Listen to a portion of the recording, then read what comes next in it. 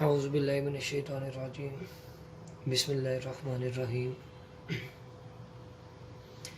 FSC part 1 chapter number 5 partial fraction case number 3 when Q of x contains non-repeated irreducible quadratic factor। जैसा कि previous lectures में मैंने आपके साथ discussion की थी कि हमारे पास दो पोलिनोमियल्स होती हैं, एक पोलिनोमियल न्यूमिनेटर में मौजूद होती है और एक पोलिनोमियल डिनोमिनेटर में मौजूद होती है। जिस तरह से एक पोलिनोमियल p ऑफ x जो कि न्यूमिनेटर में मौजूद है और एक पोलिनोमियल q ऑफ x जो कि डिनोमिनेटर में मौजूद है। आपके पास ये जो पोलिनोमियल डिनोमिनेटर में मौजूद होती है q ऑफ x, एक तो ये नॉन रिपीटेड होंगी और कौन से फैक्टर्स नॉन रिपीटेड होंगे? इररेड्यूसेबल क्वाड्रेटिक फैक्टर, यानी ऐसे क्वाड्रेटिक फैक्टर जिनको आप रिड्यूस नहीं कर सकते। मीन टू से डैट अगर आपके पास ये एक फार्मूला है एक्स स्क्वायर माइनस 1, ये एक एक्सप्रेशन है, तो आप इसको लिख सकते हैं X plus 1 into X minus 1 according to formula of A square minus B square. तो ये फैक्टर आपके पास रिड्यूसेबल बनता है, लेकिन हमें ऐसे फैक्टर चाहिए जो इररेड्यूसेबल है। Mean to say that X square plus 1 ये एक क्वाड्रेटिक फैक्टर है और ये एक ऐसा क्वाड्रेटिक फैक्टर है जो इररेड्यूसेबल है, जिसको आप रिड्यूस नहीं कर सकते। एक और एग्जांपल है, सेकंड पार्ट में मैंने लिखा जी एक्स स्क्वायर प्लस 2, जो एक्स स्क्वायर प्लस 2 एक क्वाड्रेटिक फैक्टर है और ये एक ऐसा क्वाड्रेटिक फैक्टर है जो कि आपके पास इररेड्यूसेबल है। और ये जो इररेड्यूसेबल क्वाड्रेटिक फैक्टर आ रहे हैं ये जस्ट वन टाइम आ रहे हैं, यानी ये नॉन रिपीटेड है। ये इररेड्यूसेबल क्वाड्रेटिक फैक्टर रिपीटेड फॉर्म में नहीं होंगे। अगर रिपीटेड फॉर्म में होंगे तो वो केस नंबर 4 होगा। तो केस नंबर 3 में ये है कि हमारे पास जो Q ऑफ x पोलिनोमियल है ये हमारे पास इररेड्यूसेबल क्वाड्रेटिक फैक्टर को कंटेन करती है और ये इररेड्यूसेबल क्वाड्रेटिक फैक्टर नॉन रिपीटेड होते हैं। तो आपके पास पेज नंबर 187 एक्सरसाइज नंबर 5.3 का सेकंड क्वेश्चन है, resolve the fraction 1 divided by x square plus 1 into X plus 1। तो सबसे पहले तो आप इस चीज को आइडेंटिफाई करेंगे कि आया ये किस केस से ताल्लुक रखता है। तो हम केस नंबर 3 को डिस्कस कर रहे हैं और केस नंबर 3 में है कि 1Q of x contains non repeated irreducible quadratic factor. तो आपके पास ये एक क्वाड्रेटिक फैक्टर आ रहा है और ये क्वाड्रेटिक फैक्टर जो है ये आपके पास इररेड्यूसेबल है और ये नॉन रिपीटेड है, जस्ट वन टाइम आ रहा है। इट मीन्स डैट कि ये आपका केस नंबर 3 है। अब सवाल ये पैदा होता है कि आप इसको रिजॉल्व किस तरह से करते हैं। तो रिजॉल्व करने का इसका प्रोसीजर ये है कि क्वाड्रेटिक फैक्टर के अगेंस्ट आप दो कांस्टेंट लेते हैं। ये क्वाड्रेटिक फैक्टर को जब आपने रिजॉल्व करना है तो इसके अगेंस्ट दो कांस्टेंट आएंगे, दोनों कांस्टेंट को ऐड करेंगे और पहले कांस्टेंट के साथ आप हमेशा वेरिएबल लिखेंगे। अगर आपके पास पोलिनोमियल x वेरिएबल में है तो आप इनके साथ x लिखेंगे, अगर पोलिनोमियल आपके पास y में है तो आप इसके साथ y लिखेंगे। लिहाजा इस क्वाड्रेटिक फैक्टर के लिए आप लिख रहे हैं ax प्लस बी और डिवीजन में इस इररेड्यूसेबल क्वाड्रेटिक फैक्टर को आप लिख रहे हैं। और ये आपके पास लीनियर फैक्टर है और लीनियर फैक्टर को लिखने का तरीकेकार वही plus C divided by X plus 1। तो इसको आप दे देंगे इक्वेशन नंबर 1 का नाम। तो सबसे पहले तुमने ये सीखा कि आपने किस तरह से इसको जो है वो रिजॉल्व करना है। तो नेक्स्ट स्टेप ये है कि जो आपके पास लेफ्ट साइड का डिनोमिनेटर होता है आप हमेशा उसके साथ जो है वो बोथ साइड मल्टीप्लाई करते हैं। तो लेफ्ट साइड का जो डिनोमिनेटर है वो आपके पास है x square plus 1 into X plus 1। तो multiplying by x square plus 1 into X plus 1 on both side.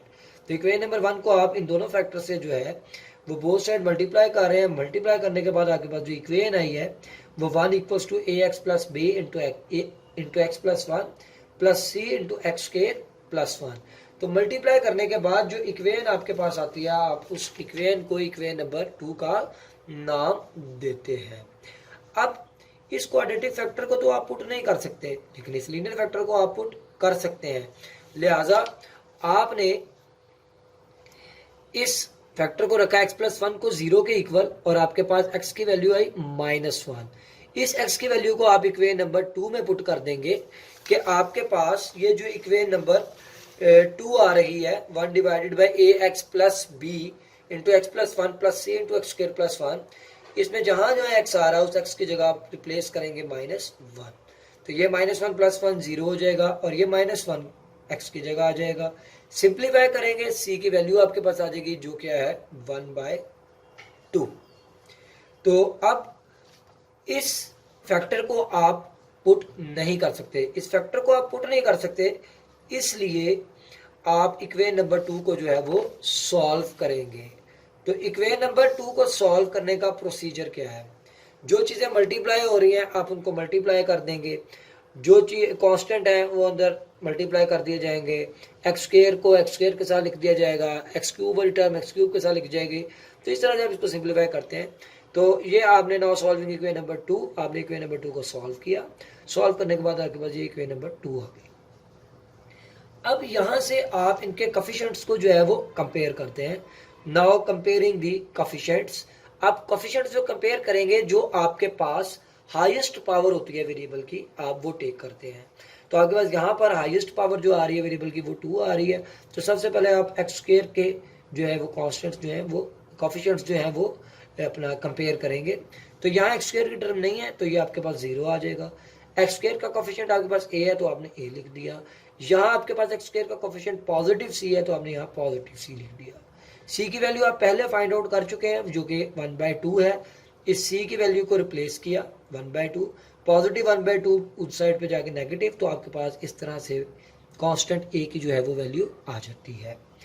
अब इसके बाद आपने a की वैल्यू भी फाइंड कर ली, c की भी वैल्यू फाइंड कर ली, तो b की वैल्यू रहेगी। उसके लिए आप कोफिशिएंट x के कंपेयर करेंगे। यहाँ पर x नहीं है तो आपके पास 0, x का कोफिशिएंट आपके पास a तो आपने a लिखा, यहाँ x का कोफिशिएंट आपके पास b तो आपने b लिखा। a की वैल्यू दोबारा रिप्लेस की, यहाँ से आपके पास b कांस्टेंट की वैल्यू आ गई विच इज इक्वल्स टू 1/2। अब a कांस्टेंट की वैल्यू भी फाइंड कर ली, b कांस्टेंट की वैल्यू भी फाइंड कर ली, c कांस्टेंट की वैल्यू भी फाइंड कर ली। वैल्यूज फाइंड आउट करने के बाद आप इन तमाम वैल्यूज को रिप्लेस करेंगे इक्वेशन नंबर 1 में। तो यहाँ पर आपने a की जगह उसकी वैल्यू रिप्लेस की, x as it is plus as it is, b की जगह उसकी वैल्यू रिप्लेस की, c की जगह वैल्यू रिप्लेस की। वैल्यूज रिप्लेस करने के बाद आप इसको सिंप्लीफाई करेंगे और सिंप्लीफाई क्या करेंगे, एलसीएम लेने के बाद सेकंड और थर्ड एलसीएम को आपस में मल्टीप्लाई कर दिया। तो इस तरह से ये आपका जो है क्वेश्चन जो है ये सॉल्व होगा। Now we will discuss question number 9 of exercise 5.3। तो आपके पास ये question number 9 according to board point of view which is very important. देखिए सबसे पहले तो आप इसी चीज़ को जज करेंगे कि आपके पास दिए गए जो फ्रैक्शन है उस दी गई फ्रैक्शन की फॉर्म कौन सी है, आया ये प्रॉपर फॉर्म है, आया ये इम्प्रॉपर फॉर्म है। सबसे पहले हम जो तयन करेंगे वो इसी चीज़ का करेंगे कि ये प्रॉपर फॉर्म है या इम्प्रॉपर फॉर्म है। तो अगर आप लोग इसमें न्यूमिनेटर में जो पॉलिनोमियल आ रही है जो कि हमारे पास x की डिग्री 4 है, बिल्कुल ठीक है जी, x की पावर 4 आ रही है। इसी तरह पॉलिनोमियल q ऑफ x देखें तो उसमें भी हमारे पास वेरिएबल की डिग्री 4 आ रही है। लिहाजा जो पॉलिनोमियल p ऑफ x और पॉलिनोमियल q ऑफ x है इन दोनों की डिग्री सेम है। तो ये जो फॉर्म है आपके पास इम्प्रॉपर फ्रैक्शन है। तो जब भी इम्प्रॉपर फ्रैक्शन गिवन होती है तो we must convert it into proper form, और प्रॉपर फॉर्म में जो आप कन्वर्ट करते हैं वो बाय डिवीजन किया जाता है। तो जो पॉलिनोमियल न्यूमिनेटर में लिखी जाती है वो डिवीजन के हमेशा अंदर आती है, और जो पॉलिनोमियल आपके पास डिनोमिनेटर में होती है वो हमेशा इसके अंडर रूट के बाहर आती है। तो आप देखें यहाँ पे x की पावर 4 नेगेटिव है, यहाँ x की पावर 4 पॉजिटिव है, तो आप -1 से मल्टीप्लाई करें, नेगेटिव नेगेटिव पॉजिटिव हो जाएगा, और x की पावर 4 को 1 से मल्टीप्लाई करेंगे तो आपके पास x की पावर 4 आ जाएगा। पॉजिटिव नेगेटिव आपके पास नेगेटिव आ जाएगा, 1 को -1 से मल्टीप्लाई करें आपके पास आ जाएगा -1। तो लिहाजा ये भी पॉजिटिव हो गया, ये भी पॉजिटिव हो गया, दोनों को सब्ट्रैक्ट कर दें तो ये x की पावर 4 और ये x की पावर 4 कैंसल आउट, और ये आपके पास रिमाइंडर आ जाएगा 1। तो रिमाइंडर है 1, क्वोशिएंट है -1 और डिवाइजर है आपके पास -x की पावर 4 प्लस 1। तो आप इसको लिखते हैं quotient plus remainder over divisor की फॉर्म में। तो आपका जो क्वोशंट है वो है -1 प्लस फार्मूले का रिमाइंडर की जगह उसकी वैल्यू लिखी, डिवाइजर की जगह उसकी वैल्यू लिखी। अभी ये 1 माइनस एक्स की पावर 4 को मजीद जो है वो मैं सिंप्लीफाई कर रहा हूँ, इसको रिड्यूस कर रहा हूँ। तो 1 को लिखा है 1 का स्क्वायर और एक्स की पावर 4 को लिखा है एक्स स्क्वायर का स्क्वायर। तो ए स्क्वायर माइनस बी स्क्वायर का फार्मूला लगाया, दोबारा ये रिड्यूस हो रहा है, ए स्क्वायर माइनस बी स्क्वायर का फार्मूला लगाया और ये मिलकर बन गया है 1 plus X into 1 minus X. तो इस तरह से आपने इसको सिंप्लीफाई करके इसको नाम दे दिया इक्वेशन नंबर ए का। आपने इसको quotient plus remainder over divisor की फॉर्म में लिखा। Quotient plus remainder over divisor की फॉर्म में लिखने के बाद जो आप यहाँ से पार्ट टेक करते हैं वो हमेशा आप रिमाइंडर ओवर डिवाइजर वाला पार्ट करते हैं। तो यहाँ से रिमाइंडर ओवर डिवाइजर वाला पार्ट जो है वो हमने टेक कर लिया। अब सवाल ये पैदा होता है कि आपने इसको किस तरह से जो है वो रिजॉल्व करना है, इसको किस तरह से स्प्लिट करके लिखना है, डिवाइड करके लिखना है। तो सबसे पहले मैंने इस क्वाड्रेटिक फैक्टर को लिखा। आप किसी भी फैक्टर को पहले लिख सकते हैं, जिस तरह की आप अरेंजमेंट बनाएंगे उसके अकॉर्डिंग ही आपका जो है वो आंसर आएगा। तो 1 प्लस एक्स स्क्वायर को हमने लिखा ए एक्स प्लस बी और नीचे quadratic factor. Same as it is ये लीनियर फैक्टर आ रहे हैं, दोनों के कॉरस्पॉन्ड सिंगल सिंगल कांस्टेंट आएंगे। तो C divided by this one and plus D divided by this one. Resolve करने के बाद आप इसको इक्वेशन नंबर 1 का नाम देंगे सेम एज इट इज और मल्टीप्लाई करेंगे जी लेफ्ट हैंड साइड के आप हमेशा डिनोमिनेटर से। तो multiplying by the denominator 1 plus X into 1 minus x into 1 plus X square on both side. After simplification आपके पास ये एक सेकंड इक्वेशन आ जाएगी। अब ये सारा काम करने के बाद हमारा जो यहाँ मेन मोटिव है वो ये है कि we have to determine to find out the values of this constant which is A B C and D. तो ये क्वाड्रेटिक फैक्टर है, इसको आप पुट नहीं कर सकते। ये लीनियर फैक्टर है और ये भी आपके पास लीनियर फैक्टर है। तो लीनियर फैक्टर को आप 1 बाय 1 जो है वो पुट करेंगे। यहाँ से लीनियर फैक्टर आ रहा है 1 प्लस एक्स, तो आप 1 प्लस एक्स को 0 के इक्वल टेक करें, आपके पास एक्स की वैल्यू आएगी -1 और इस x की वैल्यू को आप जो है वो पुट कर दें इक्वेशन नंबर 2 में जो मल्टीप्लाई करने के बाद आती है। पुट करेंगे आपके पास c की वैल्यू आ जाएगी which is equals to 1/4। Same as it is जो d के नीचे आपके पास एक लीनियर फैक्टर लिखा है विच इज 1 माइनस एक्स। आप इस 1 माइनस एक्स को 0 के इक्वल टेक करें, आपके पास x की वैल्यू आएगी 1। इस 1 की वैल्यू जो x की वैल्यू आई है 1, इसको आप रिप्लेस कर दें इक्वेशन नंबर 2 में। तो जैसे ही आप इक्वेशन नंबर 2 में रिप्लेस करेंगे तो आपके पास d की वैल्यू आएगी which is 1/4। अब क्वाड्रेटिक फैक्टर को आप जो है वो रिप्लेस नहीं कर सकते, इसकी वैल्यू को पुट नहीं कर सकते। तो इसके लिए आपको इक्वेशन नंबर 2 को जो है वो सॉल्व करना पड़ेगा। Now solving the equation number 2। Equation number 2 को सॉल्व करेंगे, मल्टीप्लाई करने के बाद आपके पास ये एक इक्वेशन आ जाती है और हमारा इसको सॉल्व करने का मकसद ही एक यही होता है कि आपने यहाँ से जो कोफिशिएंट्स हैं वो कंपेयर करने होते हैं। तो आप ये देखते हैं कि आपके पास मैक्सिमम जो है वो वेरिएबल की पावर क्या आ रही है। आया पावर 3 आ रही है, 4 आ रही है, 5 आ रही है, 2 आ रही है। तो जितनी मैक्सिमम पावर होगी आप सबसे पहले उसके कोफिशिएंट्स जो है वो कंपेयर करते हैं। तो now comparing the coefficients of X cube. तो आप एक्स क्यूब के कोफिशिएंट्स कंपेयर कर रहे हैं। तो लेफ्ट साइड पर एक्स क्यूब नहीं है तो लिहाजा 0 आएगा। यहाँ एक्स क्यूब का कोफिशिएंट है -a, एक्स क्यूब का कोफिशिएंट है आपके पास -c, एक्स क्यूब का कोफिशिएंट है +d। तो आपने ये लिख लिया। आप यहाँ पर c और d की वैल्यूज जो है वो रिप्लेस करेंगे तो आपके पास a की वैल्यू आ जाएगी 0। Now we compare the coefficient of X square. तो एक्स स्क्वायर नहीं है तो आपके पास 0, एक्स स्क्वायर का कोफिशिएंट -b, एक्स स्क्वायर का कोफिशिएंट +c, एक्स स्क्वायर का कोफिशिएंट d। तो ये आपने एक्स स्क्वायर के कोफिशिएंट लिखे। यहाँ पर भी आप c और d की वैल्यू को रिप्लेस करेंगे तो b की वैल्यू आ जाएगी 1/2। अब ये जो वैल्यूज आपके पास आई हैं, इन वैल्यूज को जो है वो आप पुट कर देंगे अपना इक्वेशन नंबर 1 में जो मल्टीप्लाई करने के बाद आती है। तो ये आपने a, b, c और d की वैल्यूज रिप्लेस कर दी। रिप्लेस करने के बाद जस्ट आपने सिंप्लीफाई किया और आपके पास एक रिक्वायर्ड जो है वो आंसर आ गया इस फ्रैक्शन का। तो this question is most important according to board point of view. तो इसके बाद जो है वो हम इंशाल्लाह मजीद जो है वो डिस्कशन करते हैं।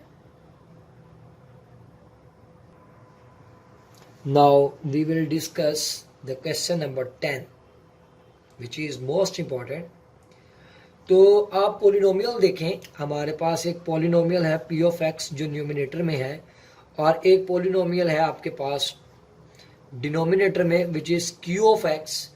तो यहां पर अगर आप गौर करें तो है तो ये इम्प्रॉपर फॉर्म, लेकिन हमने तो ये पढ़ा था when Q of x has contain non repeated irreducible quadratic factor, यानी क्यू ऑफ एक्स पॉलिनोमियल ऐसे क्वाड्रेटिक फैक्टर्स को कंटेन करेगी जो कि इररेड्यूसिबल होंगे और नॉन रिपीटेड होंगे। लेकिन यहाँ तो हमारे पास पावर 4 आ रही है, पावर 2 तो नहीं आ रही, तो ये क्वाड्रेटिक फैक्टर तो नहीं है, तो लिहाजा आप इसको पहले क्वाड्रेटिक फैक्टर बनाएंगे। तो बनाने का तरीकेकार ये है कि x की power 4 plus X square plus 1 आपने एज इट इज लिखा। x की पावर 4 को आप लिख रहे हैं एक्स स्क्वायर का स्क्वायर, पावर पावर से मल्टीप्लाई करेंगे अगेन वही फैक्टर बनेगा। इस 1 को साथ लिख रहे हैं, 1 को लिख रहे हैं 1 का स्क्वायर, तो 1 का स्क्वायर 1 ही होता है, और ये एक्स स्क्वायर हमने इसकी पोजीशन को सिर्फ चेंज किया।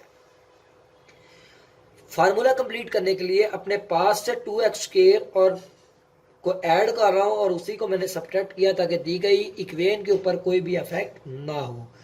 तो ये पूरा एक्सप्रेशन यहां से लेकर यहां तक आपने इसको फार्मूले में क्लोज कर दिया, X square plus 1 whole square minus 2x square plus X square, answer आया minus X square, A square minus B square का फार्मूला लगाया, तो ये आपके पास आ गया X square plus 1 plus X into X square plus 1 minus X.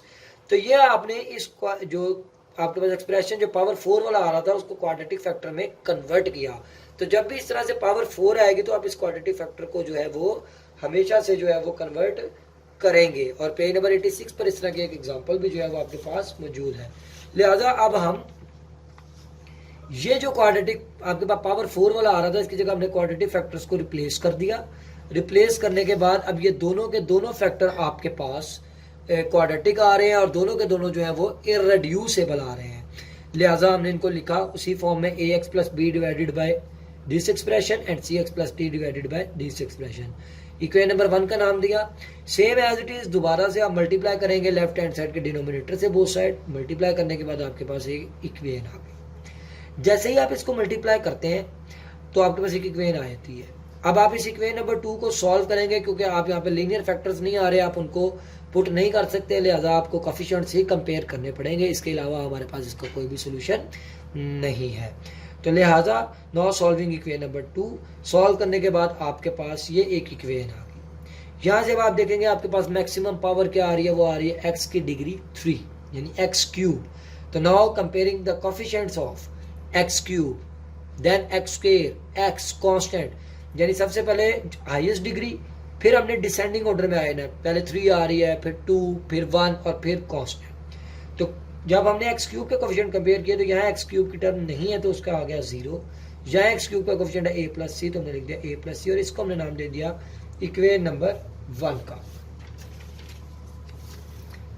तो सेम एज इट इज आप जब दोबारा से इसके कोफिशिएंट एक्स स्क्वायर के कंपेयर करेंगे, फिर एक्स के करेंगे, फिर कांस्टेंट के करेंगे, तो आपके पास ये 4 इक्वेशंस जो है वो आ जाएंगी। अब ये 4 इक्वेशंस आपके पास आ गई। इन चारों इक्वेशंस को आपने जो है वो 1 बाय 1 जो है वो सॉल्व करना है। यहां से किसी भी कांस्टेंट की वैल्यू आपके पास नहीं है जो आप रिप्लेस करके निकाल लें। तो ये जो a प्लस सी है आपके पास इसकी वैल्यू है 0। आप इसमें देखें, इसमें माइनस a प्लस सी आ रहा है, इसमें पॉजिटिव a और पॉजिटिव सी आ रहा है जो कि इक्वेशन नंबर 3 है। तो putting value of a plus C in equation number 3, तो आप देखें आपने इक्वेशन नंबर इसको लिखा 3 को a और c को आपने मिलाकर लिख दिया, माइनस b प्लस डी बाद में लिख दिया, और ये जो a प्लस सी की वैल्यू है आपके पास 0 आपने इसमें रिप्लेस कर दी, तो आपके पास इक्वेशन आ गई minus b plus D equals to -2। इसको हमने नाम दे दिया इक्वेशन नंबर 5। अब मेरे पास b plus D equals to 3 आ रहा है और ये आ रहा माइनस b प्लस डी। यहाँ b का कोफिशिएंट पॉजिटिव है जो कि 1 है, यहाँ भी b का कोफिशिएंट यहाँ b का कोफिशिएंट नेगेटिव 1 है। आप इन दोनों को ऐड कर दें तो एडिंग इक्वेशन नंबर 4 एंड 5, तो यहाँ से आपके पास d की वैल्यू आ जाएगी। ये d की वैल्यू को आप रिप्लेस कर दें इक्वेशन नंबर 4 में, तो जब आप इस d की वैल्यू को इक्वेशन नंबर 4 में रिप्लेस करेंगे तो आपके पास b की वैल्यू आ जाएगी। मैं इस चीज़ को दोबारा रिपीट कर रहा हूँ, ये हमारे पास किसी भी कांस्टेंट की वैल्यू नहीं है, ना a की, ना b की, ना c की, ना d की, किसी की भी वैल्यू हमारे पास नहीं है। लिहाजा हम इस a प्लस सी की वैल्यू जो 0 है इसको पुट कर रहे हैं इक्वेशन नंबर 3 में। अब ये इक्वेशन नंबर 3 लिखी है आपके पास, इसमें a प्लस सी की क्योंकि वैल्यू रिप्लेस करनी थी, a और c को इकट्ठा लिख दिया, ये minus B plus D as it is, a plus C की वैल्यू रिप्लेस की, हमारे पास एक्सप्रेशन आया हुआ है minus B plus D equals to -2, मैंने इसको एक इक्वेशन का नाम दे दिया जो कि इक्वेशन नंबर 5। अब इक्वेशन नंबर 4 में b का कोफिशिएंट पॉजिटिव 1 है, इक्वेशन नंबर 5 में b का कोफिशिएंट नेगेटिव 1 है, मैं इन दोनों को ऐड करूंगा तो b एलिमिनेट हो जाएगा और d की वैल्यू आ जाएगी। ये d की वैल्यू फिर आप इक्वेशन नंबर 4 में रिप्लेस करेंगे,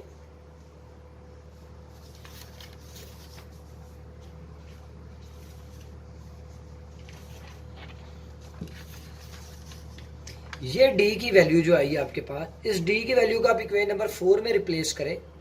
जब आप इक्वेशन नंबर 4 में रिप्लेस करेंगे तो आपके पास b की वैल्यू आ जाएगी, वो है 5/2। अब ये तो आपने निकाल ली। अब सेम एज इट इज आप b प्लस डी की वैल्यू पुट करेंगे इक्वेशन नंबर 2 में। जब b प्लस डी की इक्वेशन नंबर 2 में वैल्यू पुट करेंगे आपके पास इक्वेशन आएगी -a plus C equals to -2, इसको हमने इक्वेशन नंबर 6 का नाम दे दिया। अब आप इक्वेशन नंबर 1 और इक्वेशन नंबर 6 को ऐड करेंगे तो c की वैल्यू आएगी, फिर इस c की वैल्यू को आप इक्वेशन नंबर 1 में पुट कर दें। जैसे ही आप इक्वेशन नंबर 1 में वैल्यू पुट करेंगे तो आपके पास a की वैल्यू आ जाएगी। ये आप तमाम की तमाम वैल्यूज जो हैं ये आप रिप्लेस कर दें इक्वेशन नंबर 1 में, आपके पास रिक्वायर्ड जो है वो आंसर आ जाएगा। तो यहाँ पर जो है वो एक्सरसाइज नंबर 5.3 का जो है वो इख्तिताम हो जाता है। तो लिहाजा अगर आपको किसी चीज़ की समझ ना आए तो आप मुझे कमेंट कर सकते हैं। मेरी वीडियो अगर आपको पसंद आए तो वीडियो को ज़रूर लाइक करें और सब्सक्राइब करें चैनल को, और मज़ीद जो है वो अपने दोस्तों में भी इसको फॉरवर्ड करें। Thank you so much. अल्लाह हाफिज़।